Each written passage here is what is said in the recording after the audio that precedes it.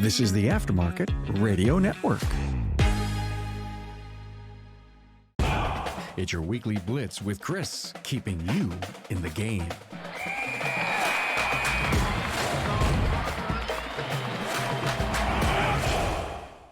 Coming to you from the crossroads of industry knowledge and business innovation, this is the Weekly Blitz, hosted by me, Coach Chris Cotton from AutoFix-Auto Shop Coaching. The Weekly Blitz is the show that supercharges your auto repair business knowledge, helping you navigate the labyrinth of the automotive world, giving you the tools and the tips you need to steer your business to success. Each week, we deliver an episode jam-packed with insider know-how, industry developments, practical business strategies, and surprising things you didn't know you didn't know. The Weekly Blitz is brought to you by my great friends, Brian and Kim Walker over at Shop Marketing Pros. If you want to take your shop to the next level, you need great marketing. Their work looks professional and gets results because, let's face it, this is an amateur hour, folks. Stop trusting the livelihood of your family and your employees to marketing amateurs and start with the true professionals in the industry. Shop Marketing Pros does top-tier marketing for top-tier shops. Learn more at shopmarketingpros.com/Chris. We're going to talk about a subject that I talk about every once in a while. I do not ever follow through enough and talk about the importance of this. And really, what we're going to be talking about today is your physical, mental health, and mental acuity for independent auto repair shop owners. So first of all, I hate working out. And I think everybody probably has something that they like to do more than other things. For me, I don't like going to the gym. Walking's okay. But recently, Kimberly and I had these beach cruiser bikes, and recently I went in and sold my bike and then went out and spent the money on a nice mid-range hybrid bike. So it's not like a trail bike. It's not like a cycle bike. It does great for what I want it to do because most of the riding that I do, actually all the riding I do, is on pavement. So I'm not getting off going up the mountain or anything. I will tell you, where we live, we're about 6,500 feet. There's probably about 300 to 400 foot elevation drop on the ride that I do mostly. And then that means that I got to turn and come back up that, not to mention all the hills in between. Sold my bike, bought the bike. On a side note, Kimberly liked my bike. She's like, hey, let's sell my cruiser and I'm going to buy a bike. So we went out and got her a bike for her birthday. So now we have bikes. On a recent trip to Oklahoma, we put them on the camper van. We took them with us and we rode bikes every day. What I've started doing is getting up first thing in the morning. This morning it was a little chilly. It was 43 to 45 degrees here. I had to make sure I had my long sleeve shirt on, my beanie on underneath my helmet. But I got up and I made my bike ride happen. 8 miles, not great by any standards, but for me, it gets the blood pumping. I can listen and do mindless things while I'm riding my bike. I got the music in, but I'm not usually listening to it because I'm working out things for the day. My challenge to you as shop owners, and if there are people out there that don't own an auto repair business and you're just cruising through life, I want to challenge you to get up every morning and find some sort of activity. It doesn't have to be on a bike. It doesn't have to be in the weight room. It can be doing sit-ups in the corner. Find the one thing that you like and do it for 30 minutes. Do it for an hour every morning. Get your blood pumping. Get your brain, get the neurons firing, and get after it. I always feel like I feel good in the mornings, but I feel 10 times better when I get up and go for my bike ride. I come back, I'm energized, I'm ready to get to work, I'm ready to get things going. Again, if you can't do it in the morning, as a shop owner, I feel like you're entitled to go to the gym during the day and do whatever you need to do. If you feel strongly and are going to argue the point that, oh, I can't go because I got stuff to do first thing in the morning, then break away at 10 a.m. and go to the gym. You have the right to do that. I recently heard somebody complaining, this is the must be nice or the thing that people talk about. They see other people's lives and are envious of other people's lives, but then they don't do anything to make their lives match. If you're stuck in a pattern, if you're stuck in a rut, if you're in a place where your life, where your business life, whatever relationships are, if they're not matching and you're not patterning the lifestyle you want, guess what? It's your fault. Not my fault. I'm living my best life. Other people are living their best lives. We're out here getting it done, making it happen, but people don't see the sacrifice. They don't see that I'm up at 4:30 in the morning to make things happen. Again, this is not about me. This is about you and about you patterning your life after the lifestyle you want to live. And I'm not saying go out and chase the Joneses. because I don't believe in that. You do what you want to do, move forward from there. Okay. So the challenge to you is find something.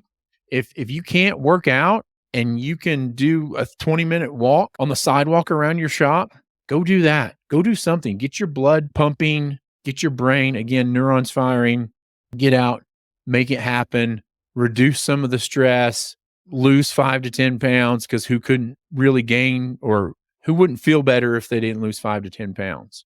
So that's going to take us into the main talk today.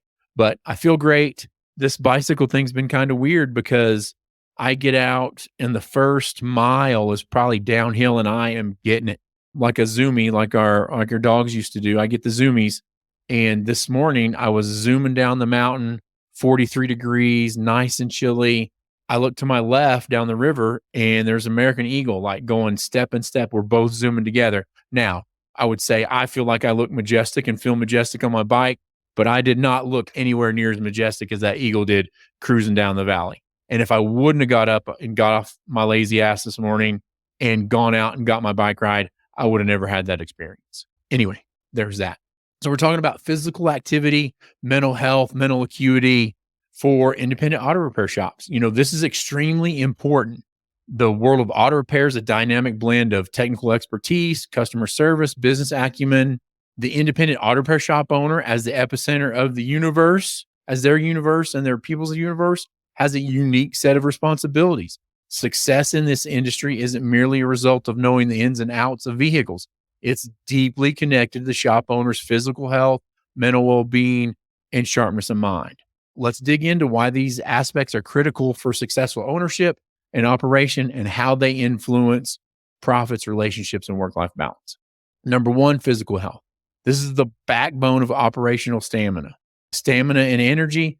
Owning and operating an auto repair shop, it demands long hours, sometimes in physically demanding situations. For me, it's mental because I'm not a technician or don't have a technician's background. A robust physical health ensures that an owner can keep up with the rigors of the job. If we just talk about the physical parts, from lifting parts to being on their feet for extended hours, working the service counter, walking back and forth, checking, all important. Profit. A physically fit owner is less likely to take sick days, ensuring that they're there to monitor the business and make sure that there's no uninterrupted service on their end. Also, it helps with work-life balance a little bit. If you're more physically fit and don't have to take sick days, then you can afford to take time and go out with a family.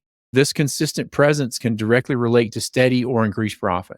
Next, relationships. Being physically present and active helps in building trust with both employees and customers.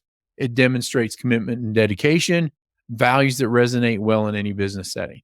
Next, we have mental health. So mental health is the compass of decision-making and problem solving. Mental well-being is key to handling the daily challenges of business. Clear thinking enables better decision-making, from dealing with a disgruntled customer to deciding on investment opportunities, hiring, pricing, profits, etc. Speaking of profits, a sound mental state helps owners to identify and capitalize on new business opportunities, manage finances efficiently, and handle stressful situations without succumbing to impulsive decisions that can hurt your profit. On the relationship side of it, good mental health promotes effective communication and understanding. This positively impacts relationships with employees, suppliers, customers, and it leads to a harmonious business environment. Next, we have work-life balance. An owner who prioritizes mental health will understand the importance of balance, ensuring they allocate time for personal rejuvenation, thus preventing burnout. This means saying no to things that you need to say no to. I wish you could see it on the board up in the very top corner. Kimberly wrote it for me at the very beginning of the year. I told her, this is the plan for 2023. Double what's working well and kill everything that's not. But I need you to make sure that you do the same thing in your business. Double what's working well and kill everything that's not. So again, work-life balance. We have to have it. If it's not working well, you have to figure out how to fix it. Number 3, mental acuity. This is the cutting edge of business dynamics. This is the next level.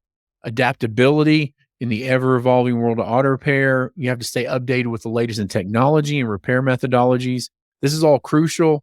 Sharp mental acuity allows for quicker learning and adaptation, whether it's technically, business mindful, other things like that. If we turn that down to profits, mental sharpness is going to aid in swift and accurate decision-making. This is a trait that can save costs, improve service delivery, and drive profitability. Relationships. Being mentally alert helps in understanding marketing trends, customer needs, and employee feedback, fostering strong relationships that can further business growth.